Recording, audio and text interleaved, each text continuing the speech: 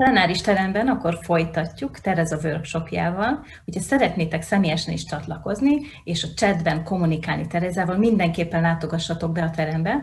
A Tereza, a programfüzet a programban, Tereza workshopja alatt találtok egy linket, megnézem szóval, egy gombot, arra kattintsatok, és már itt is vagytok. Várunk benneteket, gyertek. Over to you, Teresa.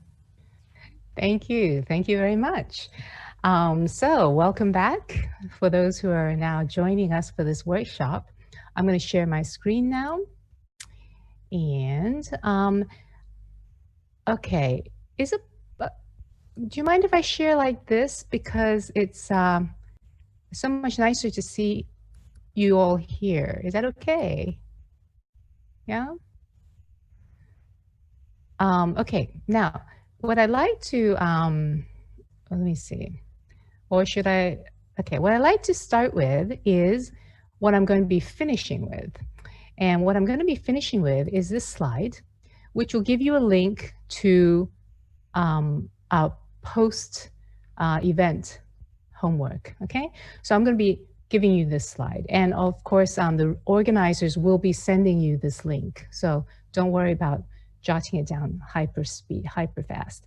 Now, let's start then here. Okay. Now, let me get this going. So, voila. Okay, designing learning with the brain in mind. Now, I have 40 minutes. Is that correct? Yeah, 40 minutes? Okay, so let me just, okay. So 40 minutes. Now, so here's, that was the first part. We're going to do a little more brain stuff here, but we're going to look at how things are set up. Now, again, this I'd like you to remember this attention to diversity in bilingual education, because our emphasis here is productive academic literacy, which is what we feel is kind of missing in traditional EFL education. Because again, wise Wood learning English, big dreams needs big English, okay? And he needs this kind of English, okay? Which we saw in the plenary, if you weren't at the plenary. Again, let's look at this. Let's start again with this, with the traditionalists. Traditionalists said to communicate big ideas, increased task complexity, complex task, complex thinking, complex language. This is what we hope. Okay, how many times have we taught in our EFL classrooms? We give them something really complex and out comes baby English, okay? I like very much, I think very much important, the greenhouse gas, yeah, it's not good quality English, okay? And that's what Stuart needs for jobs, okay? So let's talk about Cummins. Of course, as language teachers, we all know about Jim Cummins, his quadrant model. His quadrant model, reminding ourselves, we have along the horizontal axis, cognitively undemanding environment, cognitively demanding environment. And then context reduced, okay? There's no context to help us, and context embedded, where the learner has a lot of context to help him communicate. For example, you go to the airport, we hope soon, to check in at the desk. And of course, we know what's going to happen. They're going to ask for our documents. They're going to ask for our tickets. We know what the context is all about, and it's cognitively undemanding, we hope. However, imagine your flight is canceled and you have to talk on the telephone. It's cognitively very demanding, and there's no cognitive demand, and there's no context because you're on the telephone solving the problem. So these are like two extremes of cognitive demand and context embedded or reduced, okay? So A, B, C, D. Basically what we need to do is go from A to D. This is what traditional EFL is trying to do, using increasing task complexity. Okay, so we move from A to D. We language complexity continuum, and we kind of migrate from A to B to C to D, and we try to get towards complexity. So we go from the check-in desk where everything's predictable to online, we receive a phone call saying your flight is canceled, sorry. Okay, so we have to resolve it. So this is Commons Quadrant.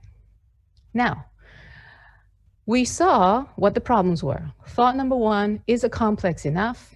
Number two, can the students produce complex output? Can they actually write a decent email academically? And how sustainable is this complexity? We can't keep bugging the pharmacist, okay, of these complex contexts. And thought number four that I have is, how long would all this take?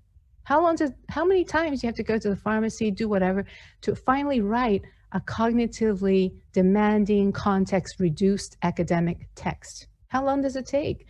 Because Zwart and all his friends need a good job. So they need this fast. No, I want to see you. Humans. Okay, thank you. Is it okay? Can you see? Yeah, okay. Bene, thank you. Okay, so the concerns of traditional English language education or foreign language education are these types of things, okay? Now, how does CLIL overcome these concerns? CLIL starts with complexity. Traditional EFL, you increase complexity.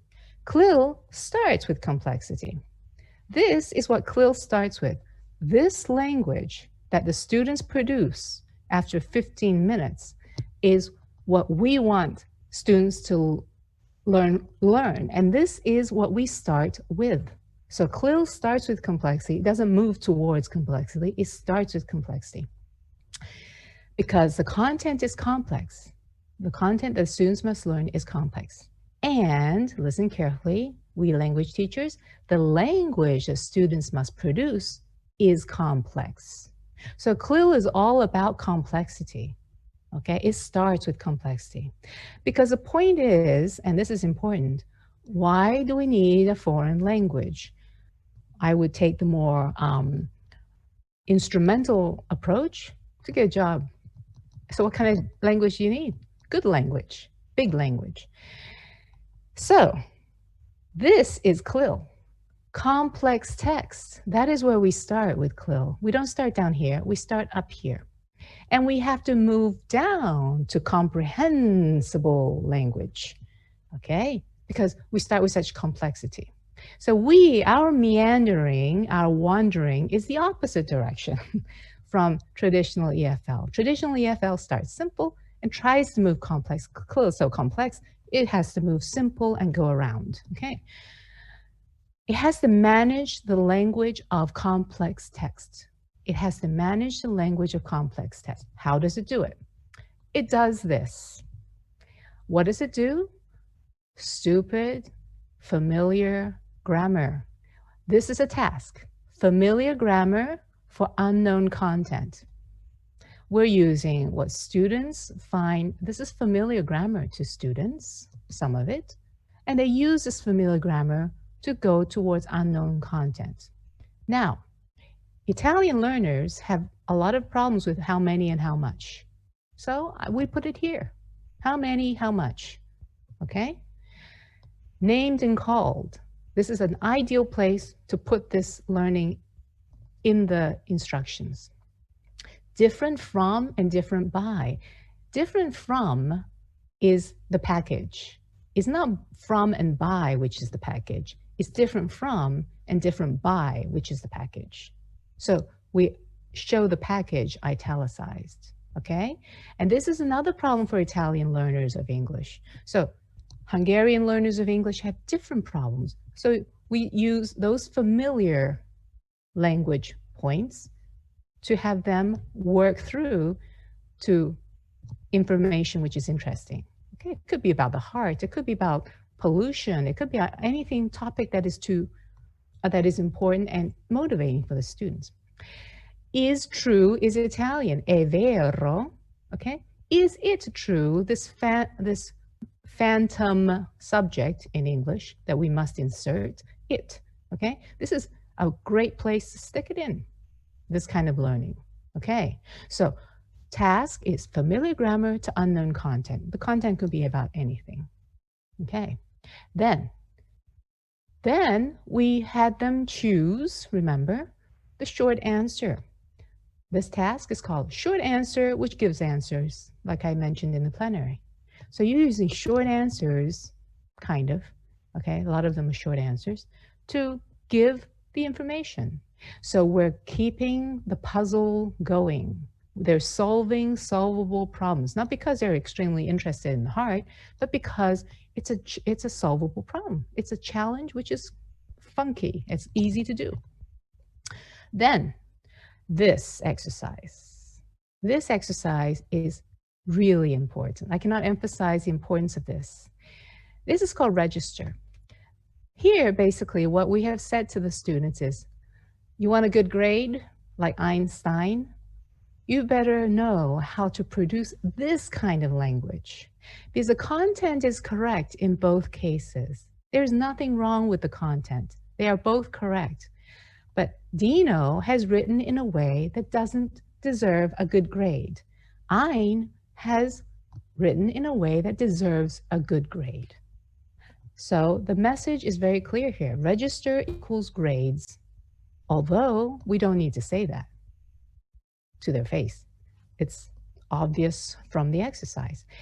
Now, students don't have problems identifying good writing from poor writing, but they don't know how to produce it.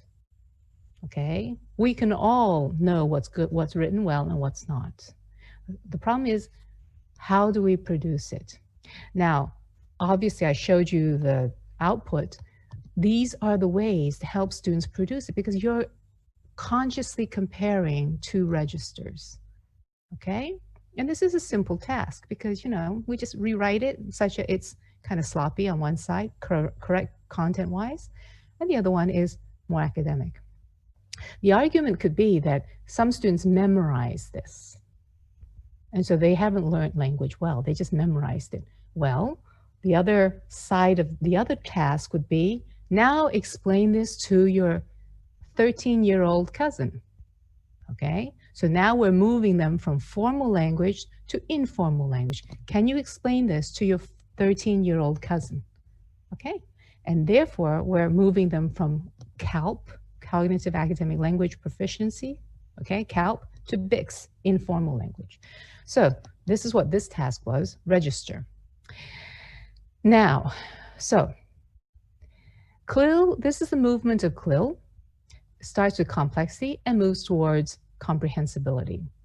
CLIL provides language teachers the complexity we need to develop learners' ability to receive complex language and produce complex language, so they can language about complex ideas. That's why students may not be that motivated to learn English if they cannot use English or foreign language to speak about complex ideas, okay? Because traditional foreign language education, which starts simple and moves towards complex, there's a grammar and vocabulary chronology. According to the Italian English language curriculum, grammar chronology says, present simple, you do present simple until you're 12 years old, and you have to be 12 years old before you can talk about the simple past. So until you're 12, you have no past in English, okay?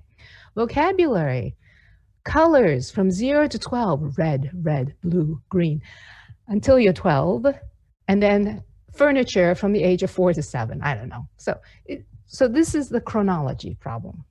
CLIL, content drives the language.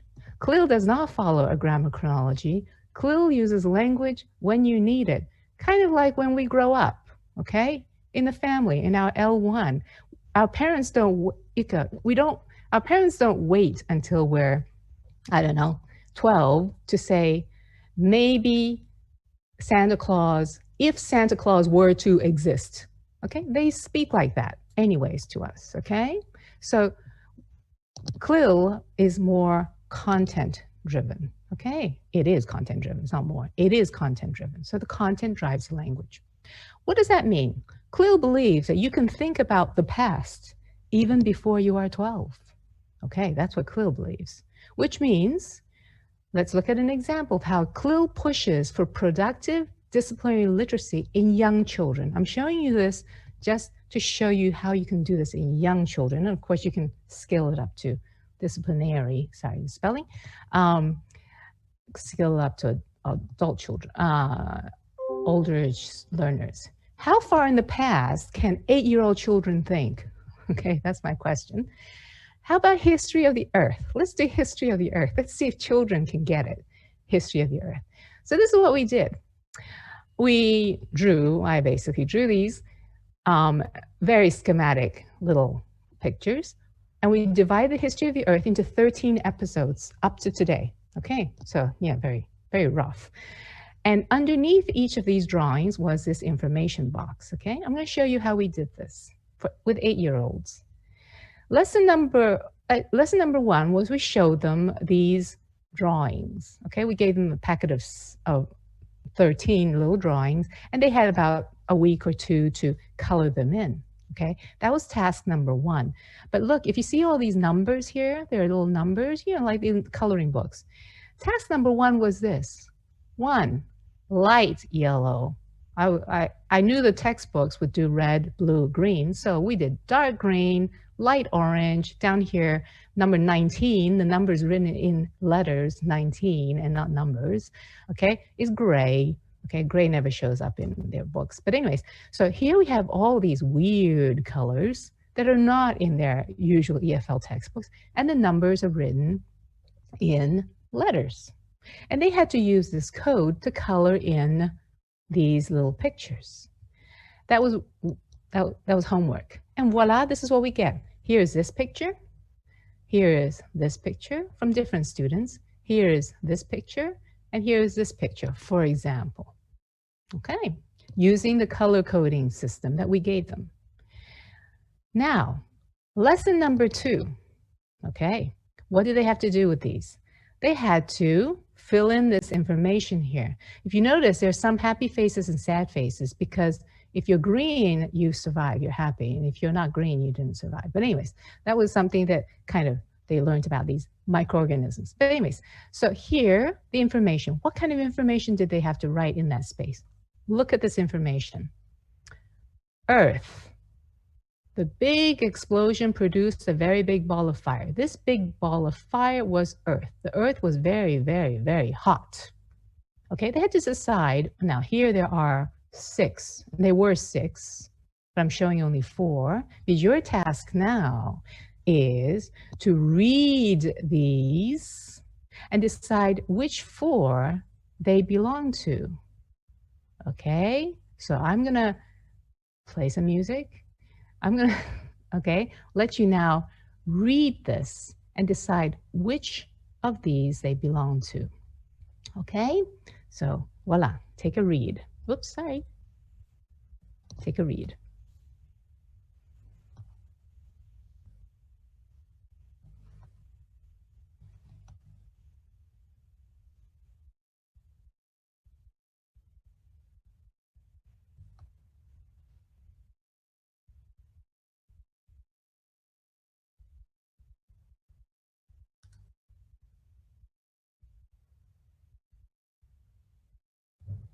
Oops, sorry. There we go. Okay. So,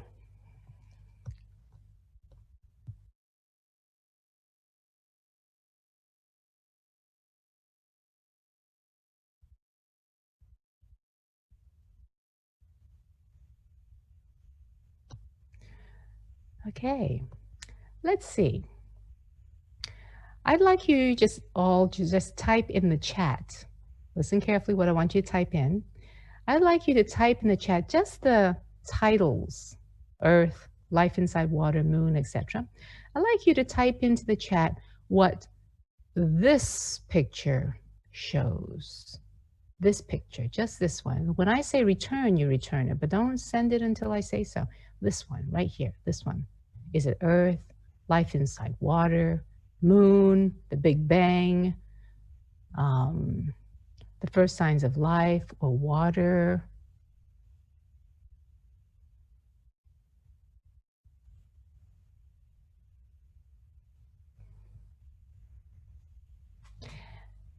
and then after what you have written, because you haven't sent it yet, after what you've written, you write what this one shows, and then what this one shows, what this one shows, what this one. So the extreme left, what does that show?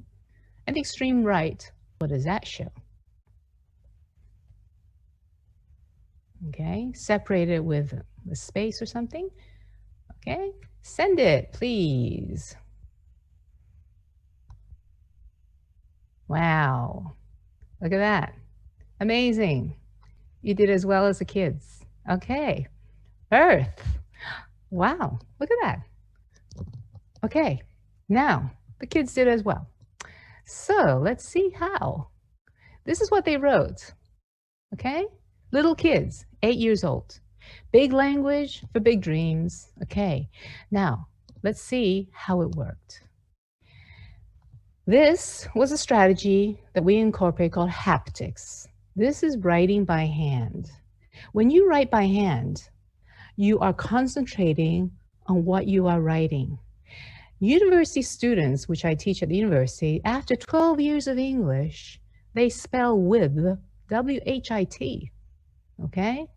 And that's with is word number 15 in the English language. If you put all the words in the English language in, with is the 15th most frequent word in the English language. The is number 1. So surely the students, after 12 years of English, have seen the word with at least a few times, okay? But they still spell it like this, W-H-I-T. Why? Because you have to write it.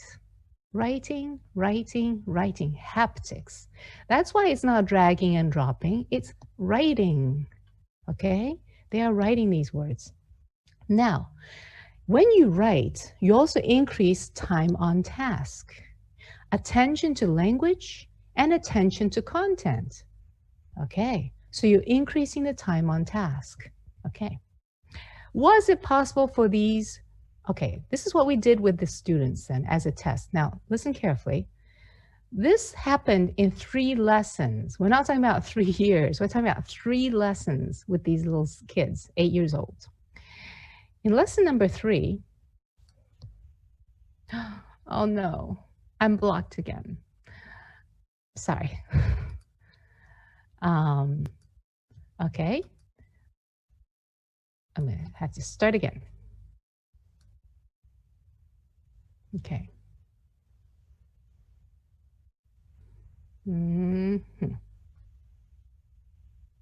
Okay, so after 3 lessons, we asked the kids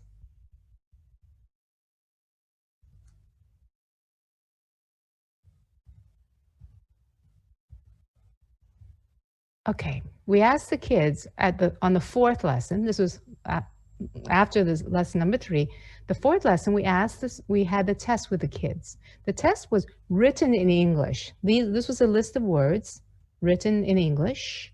And the Italian in L1, we told them, was it possible for these to exist at the same time? That's what we told the kids in Italian, L1, okay? And they had these lists: fish, water, dinosaurs, Big Bang, primitive life, the moon, mammals, and dinosaurs. We asked them, can they coexist? Can they exist at the same time? And the kids would say fish, yeah, fish, fish and water. They would use fish and water as English words. Potevano stare insieme. Devono stare insieme. Okay, etc., etc. What's interesting is this: mammoths and dinosaurs. We asked, can mammoths and dinosaurs stay together? They said, oi mai, oi teacher. And in yellow are the English words, okay? Mammoths erano very, very primitive elephants ed erano very big mammals. Quindi non potevano vivere quando c'erano dinosaurs. I dinosaurs li avrebbe mangiato. Okay, that's how they answered us. They knew exactly which words to put where. And look at elephants. Elephants they knew, so I don't take credit for that. But very, very primitive elephants.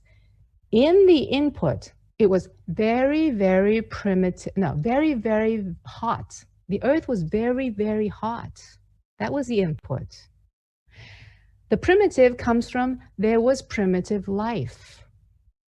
The students produced this very, very primitive elephants.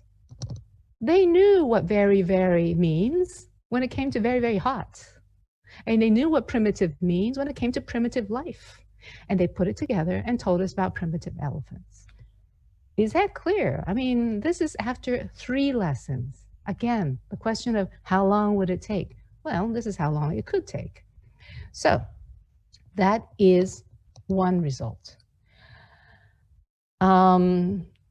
Okay, the ability to understand discipline-appropriate academic English and to develop age-appropriate complex knowledge. Okay, this is 3 lessons. We could go on and they would have developed academic literacy. Okay, I mean, this is the start of academic literacy. Okay, they know where to stick the words. And they also know that when we speak about the past, mammoths erano, they know it's strange, but the students can think about the past and they do realize that the earth was very, very hot is something in the past and not the present. So they do have a way to, they have an ability to think in the simple past. Okay, how was it possible? Well, we could have stuck an electrode, but basically we're back to the same thing. Haptics was the extra thing, but what we were doing was solving solvable problems. You had to read this, it was a little problem to solve, which was coloring it in. And once you had these things colored in, then it gave you the code to understand which to write. So we're putting the students in this stupid solvable problem situation again and again, because that's what the brain likes to do, okay? And there was one picture where the moon here is still stuck to the earth, but they had to discern between detached and not detached. Okay, we didn't say it was not detached, but the moon was detached. Okay, so you know they were learning these words. Of course, we chose L1 cognate words as much as possible. Okay, produced, not okay, produced, prodotto. Okay, so these are words. Of course, you choose the words which are very similar to L1. Back to Csikszentmihalyi, okay, I have his name written here. Back to Csikszentmihalyi and flow. We put them in a state of flow because we have a complex content to deal with, so we need to do something fun with the language. And Suart, okay, we're back to 2 Hungarians. And CLIL provides the language, the complexity we need to help the learners. Now, at this point, here we are back to him. The workshop was about harnessing content. This is what we're going to do, okay? I'm going to show you now what we would see, okay? I'm going to share this other screen. Okay, 1 second. That link there will take you to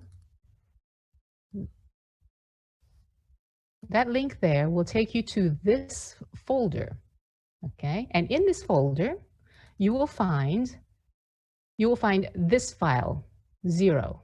They're numbered, okay? It starts here, okay? And then in here, you will have, you will be looking at these tasks. For example, let's look at how many more minutes do I have? 10, okay. So for example, these are from History of Your Earth Images. Just for you to think about, so you can look at these to get inspiration. I would like you to think about some message that you want your students to understand and learn. It could be about something serious like the heart, liver, kidneys, or it could be something that is dear to your own heart that you would like your students to understand and learn. I was having a hard time loading here. So I would like you to think about a topic, and therefore, but these are basically the images here, okay? So I just want to reassure you that everything you need is here, okay? About the heart, about the heart, you will find the heart activity here, okay? The heart, it's linked to this article, and you'll find it in the page I identify somewhere here, okay? So you'll see, this is a whole journal article. It might be interesting anyways for Quill. Sorry, don't throw up. Okay, here is an article I wrote in here, and it talks about Vygotsky and all that kind of stuff. And here is the set of heart activities, okay, that we refer to during the plenary, okay? So you'll find that there. Now, so all the materials here, and these links take you to these tasks. Now here, for example, is published by Cambridge University Press. They asked me to produce CLIL pages for them. And basically I had two sides for one topic. And the topics had to be science, maths, geography, history, and art. So this was about geography. And for example, here is a task, okay, that the students have to do. It's just 2 pages, and then etc. However, behind a task is a text. So the reason for and the results of urbanization. For example, this was an interesting topic. So what kind of tasks did the students have to do? So look at here. Phrases for these boxes, purposes of action, to enjoy, to look for, to pursue. That's the infinitive of purpose that we usually teach, okay? Processes, the elimination of, the construction of. So these are nominalized verbs. So we are teaching processes, the language of processes, okay? Take a look at how we use the concept of urbanization to teach language within a task, okay? As one example. And then another example is one of my favorites is because I'm a germaphobe. Even before coronavirus, I was afraid I was a germaphobe. So here we are. This was produced before coronavirus, and it's about epidemiology. So look at the whole set, okay? From here you can see the whole set. But anyways, this is just an example. So here, for example, are ways to teach ways germs are transmitted, okay? For example, you have here, there are 4 scenes. All the student has to do is imagine 4 scenes in their head. A close-up of a man's hand holding the rail on a public metro. Then the man runs to the door of a restaurant. Then the man uses the close-up of his hand on the restaurant door. Then he runs to his friends, shakes their hands, and touches bread and eats it, okay? That is like germ paradise #1, okay? So these are ways of which we help students use language to think about complex ideas. And this is, it is the content which drives the language. Of course, you tone it down a little bit such that you don't use language which is a little bit beyond the students, but just enough that they can understand. Bene, so that was the idea. And so if you read this, start here, you'll understand how you might go about doing this, okay? Basically, what I'd like you to do is, these are the instructions of how to do it, okay? A little bit of information about you so that I can help you, because if I understand what you understand and what you didn't understand, that also helps me help you look at your materials.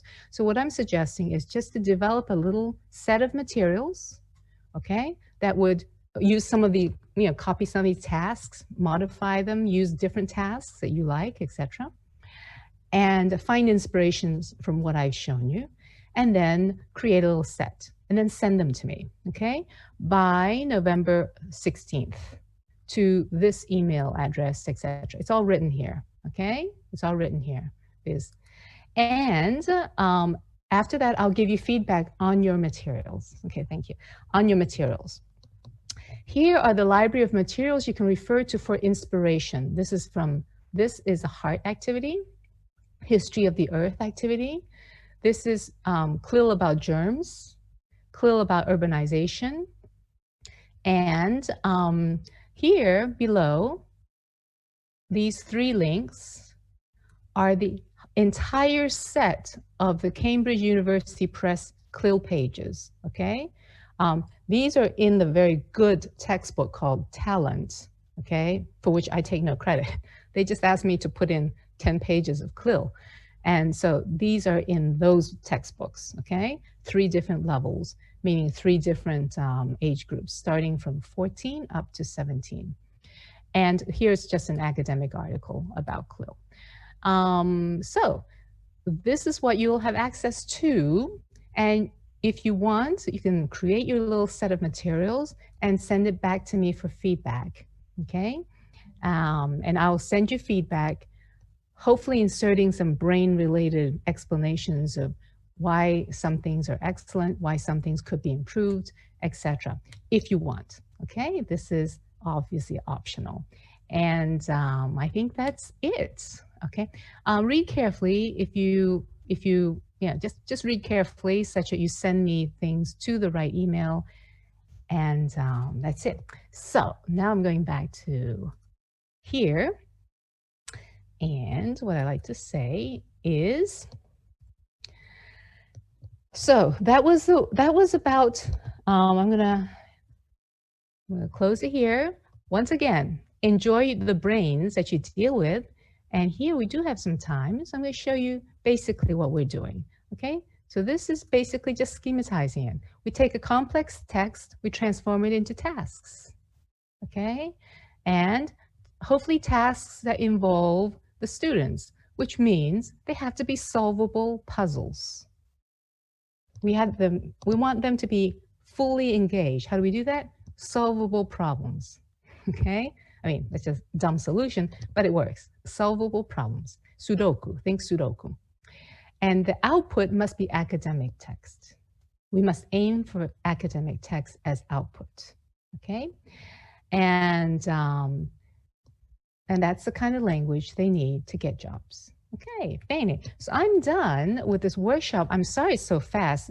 I can do workshops for 2 weeks because when I go to England, we at Pilgrims and Bell, we do 2-week workshops. So I had to reduce everything. I hope it was useful somehow. And please do take a look at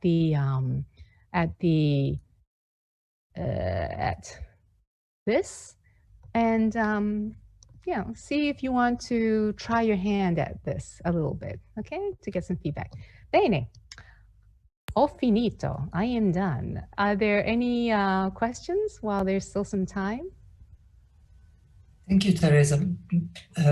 Could you perhaps copy that link from the penultimate slide to the chat box? Okay, yes, that's a great idea. Actually, I just closed it. So, Got that. It was actually very easy. Oh, sorry, I had just closed it. Silly. Thank you, Teresa, for you're very welcome. Wonderful workshop, and we really feel like little scientists. And also really thank you for the materials you provide us. And I'm also going to copy this link to the chat on the main page, so everyone will get that. Thank you very much. Okay. Let me see. Yes.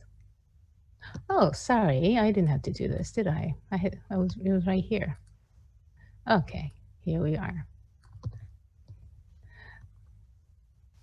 When you retype it, make sure you type in the period here, bit.ly. There's a period here, okay?